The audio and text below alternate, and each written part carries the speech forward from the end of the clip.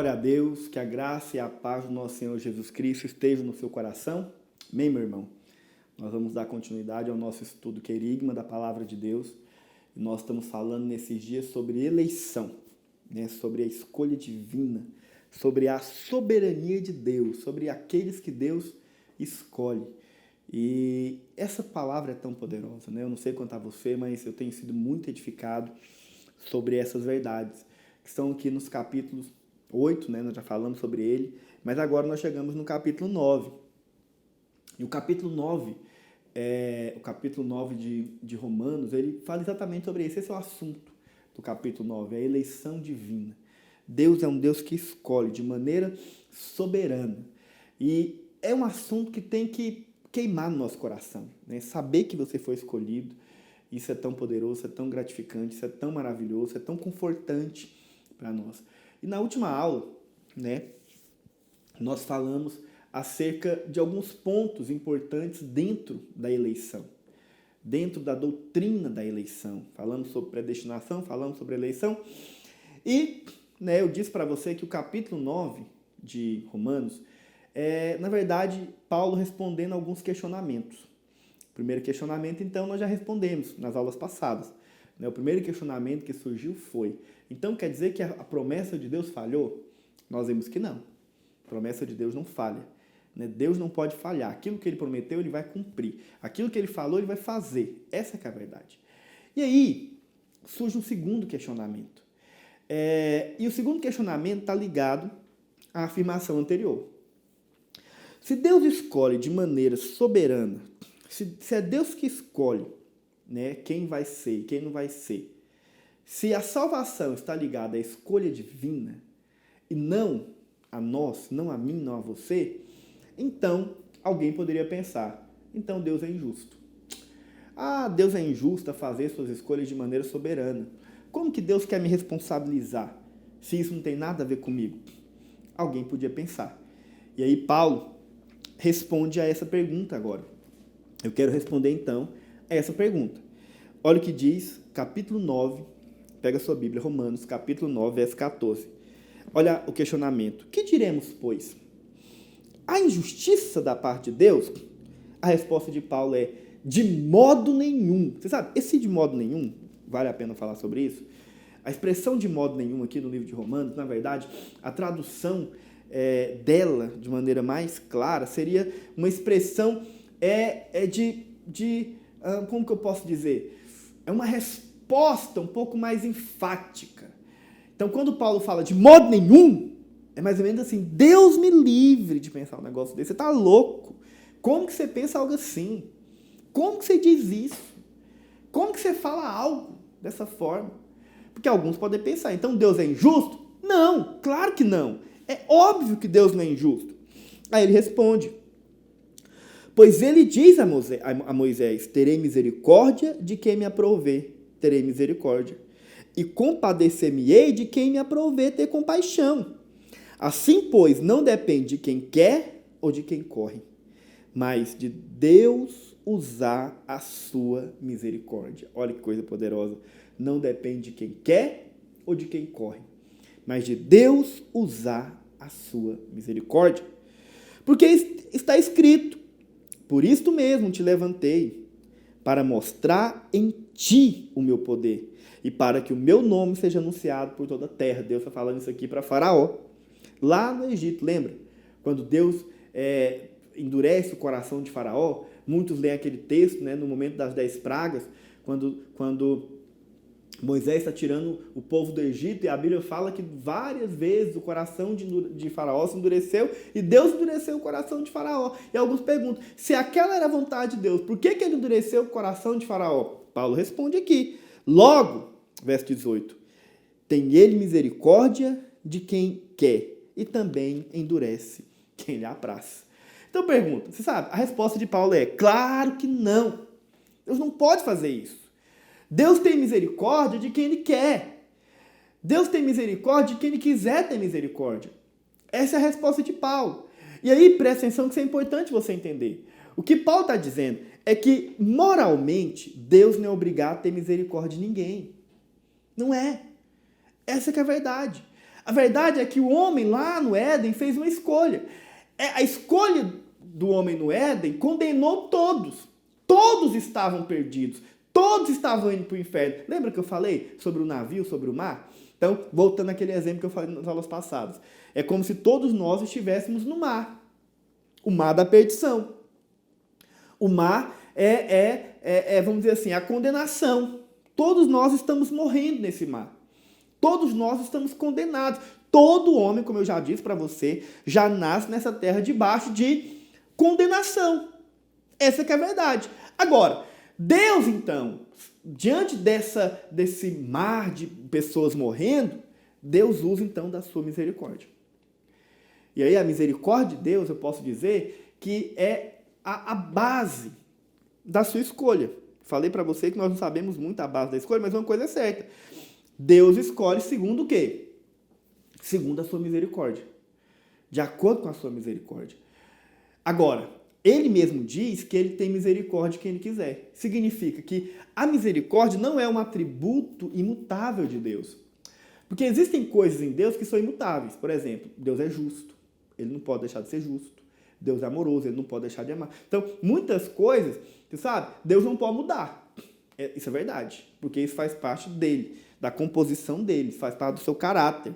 Mas sobre misericórdia, a Bíblia fala que é uma escolha. Deus exerce misericórdia para quem ele quiser.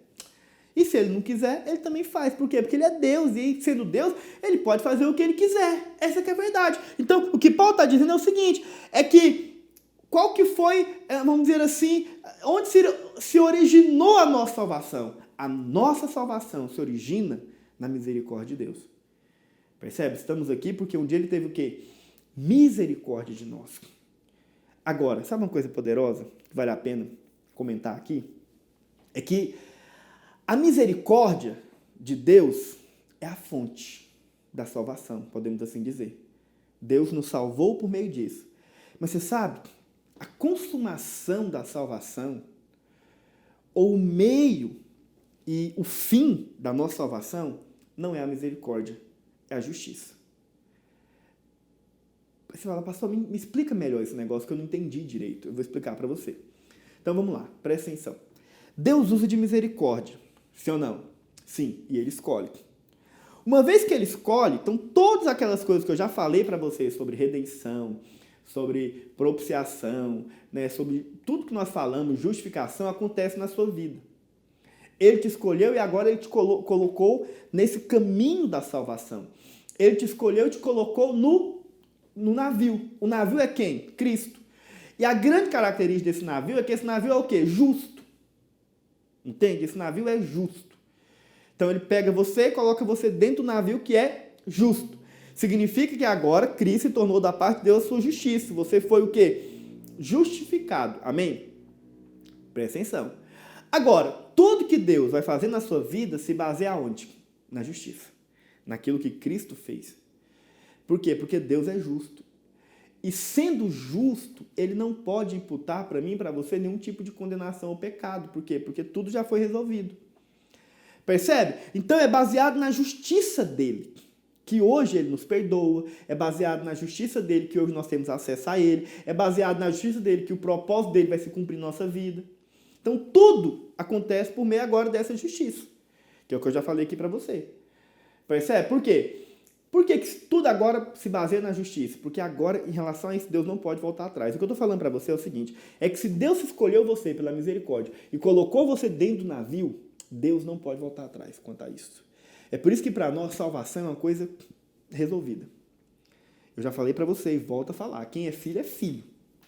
Quem foi colocado no navio, não se preocupe. No final das contas, o propósito vai se cumprir. Percebe? E hoje você pode confiar nessa justiça. Confiar. Por que eu posso confiar que mesmo se eu pecar, ele ainda me perdoa? A Bíblia fala isso. Você sabe, João fala sobre isso. A palavra de Deus fala, se confessarmos os nossos pecados, ele é fiel e justo. Olha que coisa. A Bíblia não fala que ele é fiel e misericordioso. Por que não fala que ele é fiel e misericordioso? Porque se a Bíblia falasse que ele era fiel e misericordioso, eu e você tínhamos um problema. Qual o problema? E se lá na frente ele decidir não ter misericórdia mais? Porque eu já falei para você que misericórdia é uma coisa que Deus pode voltar atrás. Percebe? Misericórdia é uma coisa que ele pode ter e pode não ter. Por isso que tudo na nossa vida hoje não se baseia na misericórdia, mas se baseia o quê? Na justiça. Por que que se eu pecar, eu tenho confiança em Deus de que os meus pecados são perdoados? Por causa da justiça. Porque ele é justo. E não porque ele é misericordioso. Eu não sei se você está conseguindo me entender. Em outras palavras, por que que ele fez isso?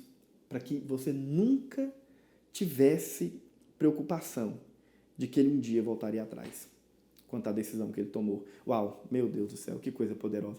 Significa que se ele te escolheu, você agora está no navio. Eu quero te falar, Deus não volta atrás. O propósito dele vai se cumprir.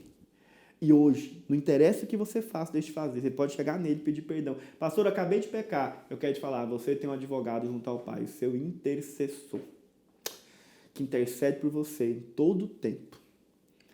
E hoje, se você confessar o seu pecado, ele é fiel e justo para te perdoar. Sabe, o que eu vou falar hoje vai parecer muito estranho.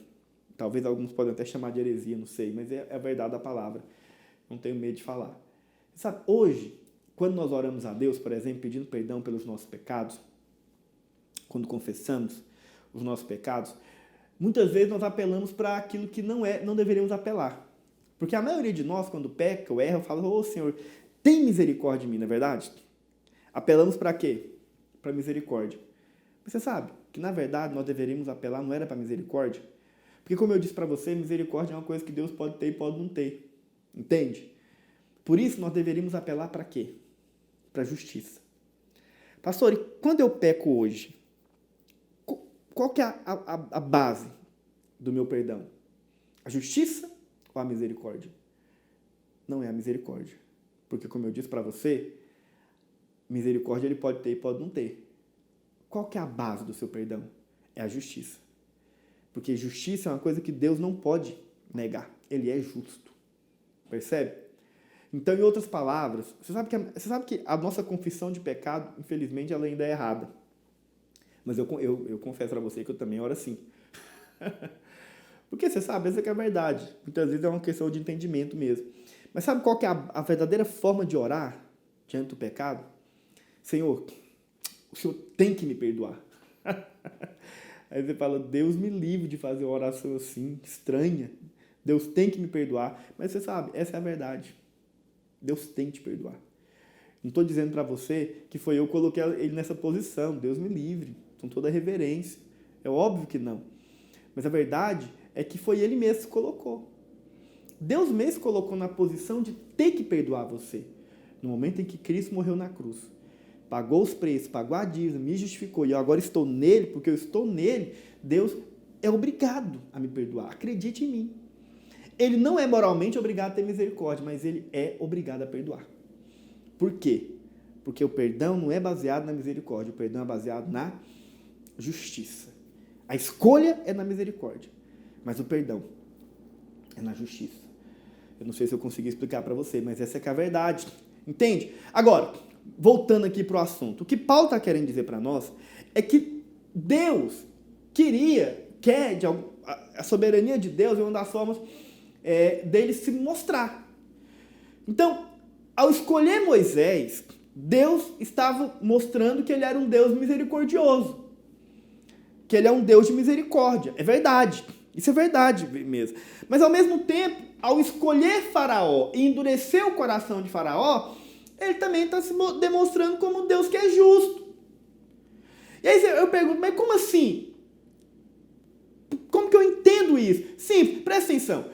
Deus, ao escolher eu e você para a salvação, ou ao escolher Moisés, que é o caso do exemplo aqui, ele está deixando claro, eu tive misericórdia de Moisés, independente do que ele fez, deixou de fazer. Eu quis escolher ele, chamei ele pela misericórdia, de maneira tal que eu não tinha obrigação nenhuma de fazer isso, mas eu fiz.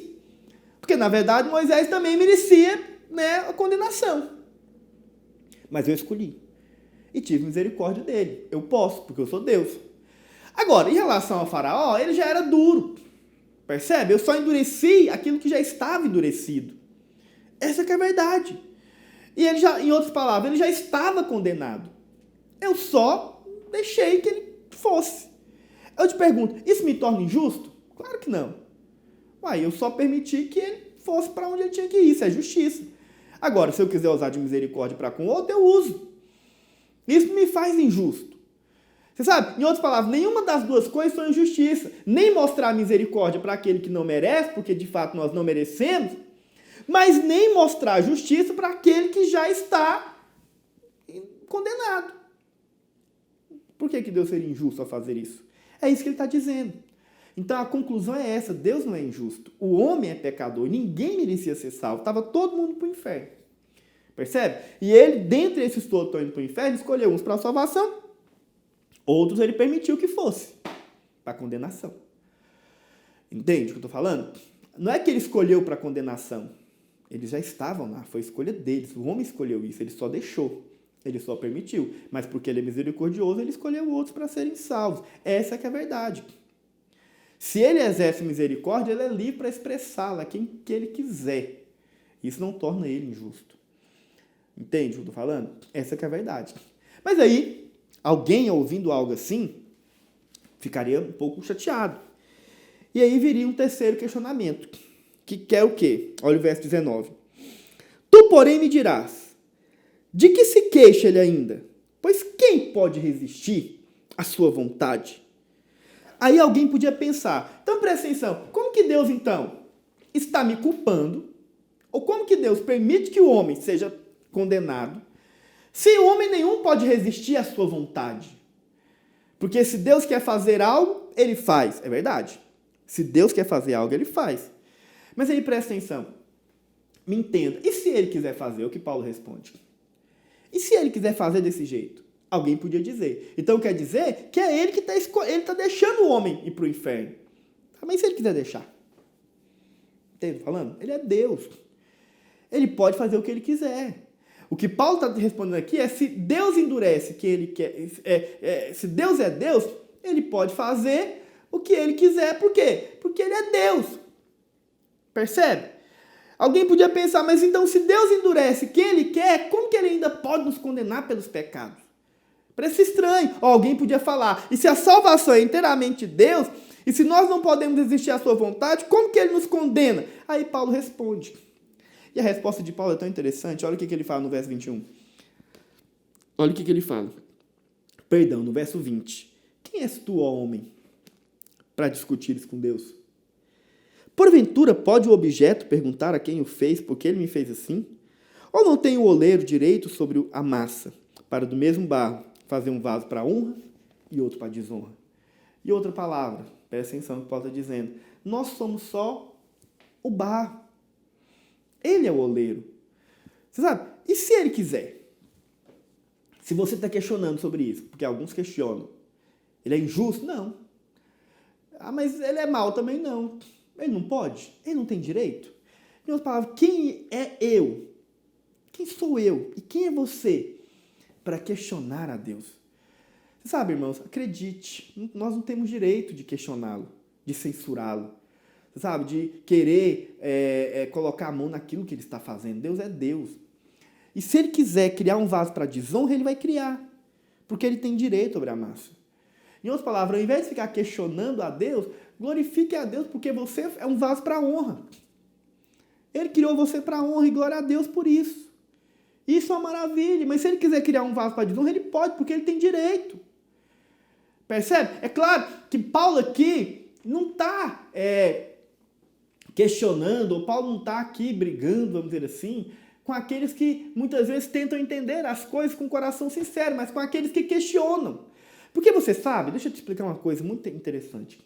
Há uma grande diferença entre você questionar a Deus e você levantar questões diante de Deus. Você vai ver que no seu relacionamento com Deus vai acontecer muito. Então, na nossa vida, nem tudo que acontece na nossa vida, de fato, era aquilo que nós desejávamos. Concorda comigo? Como eu já disse, existem coisas que acontecem que nós não estamos esperando. Existem situações que às vezes são difíceis, complicadas na nossa vida. E muitas vezes situações nos deixam em maus lençóis, ou até mesmo situações que nós ficamos pensando que são coisas ruins que acontecem. E aí, talvez, nesses momentos, nessas tempestades que vêm, nessas situações que vêm, nós começamos a levantar questões. Então, o que é levantar questões? É tentar entender, Senhor, por quê? Por que está acontecendo isso? Né? Por que essa coisa está acontecendo? Eu quero entender, eu só queria compreender. Não estou questionando o que o Senhor está fazendo. Eu só quero entender a situação. Percebe? Isso é um coração humilde, sincero, que aceita o que Deus está fazendo.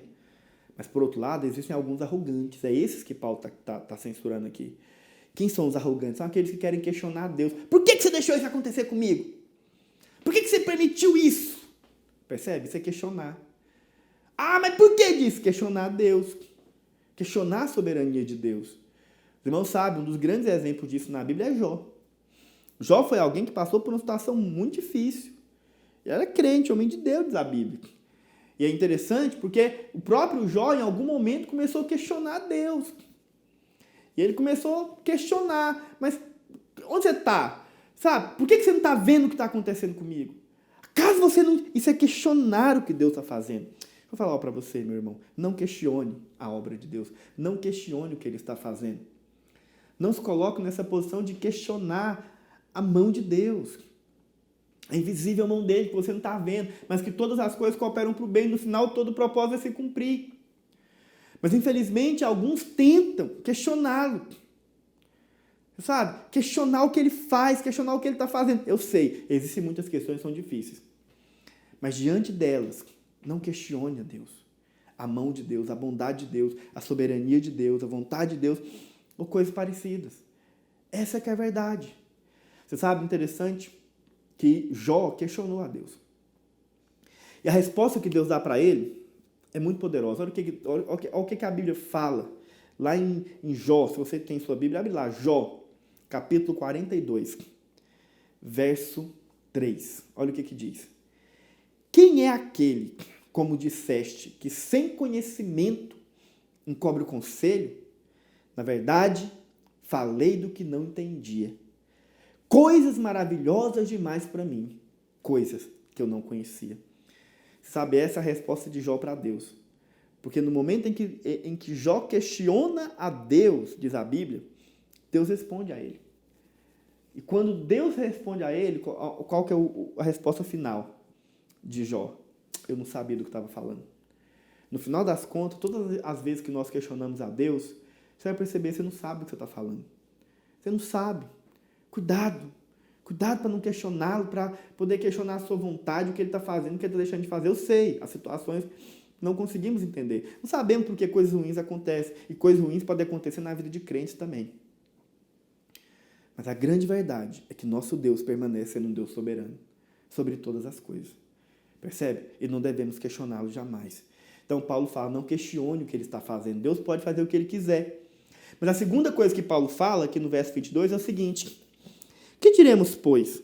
Se Deus, querendo mostrar a sua ira e dar a conhecer o seu poder, suportou com muita longanimidade vasos de ira, preparados para a perdição, a fim de que também desse a conhecer as riquezas da sua glória em vasos de misericórdia, que para glória preparou de antemão.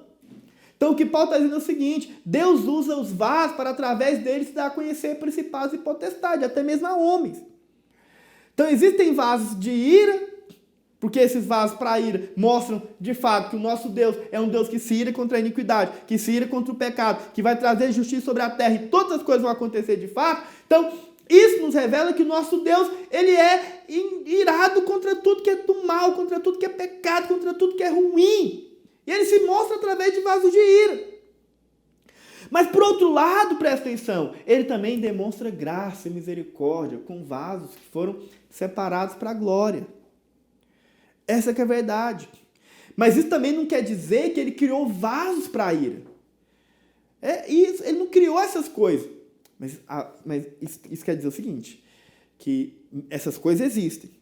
E sobre essas coisas, sobre a maldade, sobre tudo que é ruim, vem a ira de Deus. Percebe o que eu estou falando? Essa que é a verdade. Mas aí, por fim, Paulo fala o seguinte. Olha o que ele fala no verso 24. Os quais somos nós, a quem também chamou, não só dentre os judeus, mas também dentre os gentios.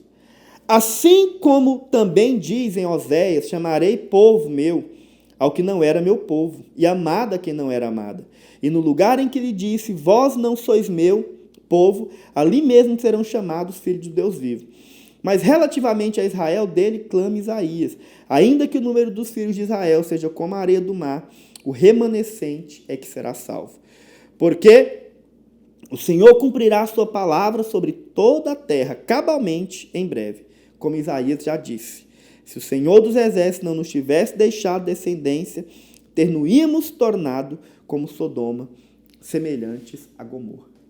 E sabe, aí Paulo termina o seu argumento interessante, ele fala o seguinte, presta atenção. Aqui Paulo fala que Deus mesmo, e isso aqui está relacionado ao fato de Deus ter, de alguma forma, rejeitado os judeus e escolhido os gentios, porque isso era um questionamento que surgia entre eles. Então, como que Deus escolhe aquele que não era, né, o gentio, e rejeita aqueles que achavam que eram, os judeus? Paulo fala, e Paulo responde uma coisa interessante, ele fala, isso já estava escrito. O profeta Osés já havia falado que ele chamaria aquele povo que não era meu povo, aquele que não era amado. Quem? Nós, os gentios. Então, o último argumento de Paulo é mostrar que o que o Senhor está fazendo aqui é só cumprindo o que ele já havia falado. Ele iria salvar os gentios também. Percebe? E aí, nós chegamos a um desfecho final. A uma conclusão final dessa mensagem do capítulo 9. E aí, olha o que ele fala no verso 30. Acompanhe comigo a leitura. Romanos, capítulo 9, 30. Que diremos, pois? Que os gentios que não buscavam a justificação vieram alcançá-la, todavia decorrente da fé. Israel, que buscava a lei de justiça, não chegou a atingir essa lei, porque impossível, não dava conta. Por quê? Porque não decorreu da fé, e sim como que das obras. Tropeçaram na pedra de tropeço. Como está escrito, eis que põe em Sião uma pedra de tropeço e rocha de escândalo. Aquele que nela crê não será confundido. Você sabe, essa pedra de tropeço aqui, por incrível que pareça, é Cristo, é Jesus. Ele foi uma pedra de tropeço para os judeus. Por quê? Porque não veio da forma que eles queriam. Não foi o que eles achavam que era. E aí veio trazendo uma mensagem de graça, mostrando que a salvação não era por meio de obras, mas por meio da graça. Tentando trazer o verdadeiro entendimento da lei e de todas essas coisas. E aí o que Paulo está dizendo é o seguinte, vocês não entenderam, não compreenderam, não tiveram olhos para ver, tentaram fazer do seu jeito, tentaram responder da sua forma. E você sabe, quando na verdade não é isso. E aí eu volto a falar para você, meu irmão. Deixa eu falar para você, muitos infelizmente ainda vivem debaixo desse engano. De que vão se justificar pelas suas obras, pelas obras da lei, pelo que fazem. Mas não é. Paulo deixa claro, nós fomos escolhidos por ele. Nós, os gentios, fomos escolhidos. Mas isso, infelizmente, se torna uma pedra de tropeço para muitos. Por quê? Porque aqueles que acham que é por mérito, não concordam com o fato de você estar junto com pessoas que não fizeram por onde. Vou explicar para você. Para encerrar, de uma forma que talvez você compreenda. É como se houvesse um abismo enorme entre o homem e Deus. Um grande abismo. Deus está do outro lado e o homem está de cá. E aí, né, muitos tentam alcançar a Deus, pulando esse abismo para tentar chegar do outro lado. E eles tentam e usam varas e usam coisas e, né, homens que treinam para se tornarem puladores, né, saltadores, aqueles homens que saltam à distância. E eles treinam, se esforçam, mas por mais que tentem, por mais que busquem, por mais que tentem fazer, sempre acabam caindo. São incapazes de chegar lá. Muitos judeus foram assim, muitos religiosos são assim. Estão tentando, até hoje, fazer obras. Estão tentando até hoje pular, alcançar, pulando, fazendo, treinando. Mas aí, de repente, chega Jesus. E aí, Jesus, presta atenção, ele se coloca como sendo uma ponte entre nesse abismo, que liga o homem a Deus. Aí ele fala, olha, todos aqueles que quiserem chegar até Deus, têm que passar por essa ponte. Não adianta você tentar pular, não adianta você se esforçar, não adianta você pegar a vara, não adianta você treinar, você tem que passar. Só que aí, presta atenção, enquanto muitos estavam tentando desse lado, outros, de alguma forma, eram cadeirantes, usavam muleta, né? Não davam conta, não conseguiam. Por quê? Porque nem tinham como pular. Então, se para alguém que tinha perna era impossível, imagina para alguém que é cadeirante. Então, nós, os gentios, somos os cadeirantes. Né? Se para alguém que era escolhido aqui, vamos dizer, que tinha tudo, é o que Paulo fala, vocês têm tudo. Paulo está falando isso. Vocês tinham a lei, vocês tinham as promessas, tudo isso aí era de vocês. Em outras palavras, vocês realmente, se nós formos olhar aqui, né, de um para o outro, vocês realmente têm muito mais condição. Muito mais condição de chegar do outro lado. Mas mesmo vocês que têm muito mais condição, não conseguem chegar. Entende? Aí Jesus chega e se coloca aqui como a ponte. Ele é a ponte. E aí ele fala, ó, quem quiser chegar lá tem que passar por mim. Você sabe, para mim e para você que somos aleijados, para mim e para você que andamos de cadeira de roda, isso é uma maravilha. Nós pensamos, é a nossa vez, é a nossa chance. Então vamos passar. Por isso que os gentios aceitaram mais. Porque quando os gentios viram Cristo e descobriram que era possível, mesmo para eles, que diante dos judeus eram rejeitados, mesmo para eles podiam e simplesmente aceitando a Cristo, eles foram rindo. Só que aí os judeus olharam e falaram, como assim? Como que pode nós dois passarmos na mesma ponte? Talvez, no mínimo, tinha que ter uma ponte especial para nós. Não, é o mesmo, é Cristo. Só tem um jeito, Cristo. Tem que ser por meio de Cristo. Se não for por meio de Cristo, não chega. Percebe? E eles olham e por isso não aceitam. Eles olham para nós passando de muleta, na cadeira de roda, tipo assim, aquela coisa toda, e não aceitam. E por isso acabam ficando. Por isso Jesus tornou para eles uma pedra de tropeço, é o que Paulo está dizendo. Percebe? Mas para nós não. Para nós foi a ponte, foi a única saída. A única salvação. Agora, até hoje, infelizmente, muitos religiosos são assim. Mesmo no nosso meio. Você sabe por que para alguns, às vezes, o reino vai ser tão difícil? Por que alguns, às vezes, acredite em mim, acabam caindo da graça?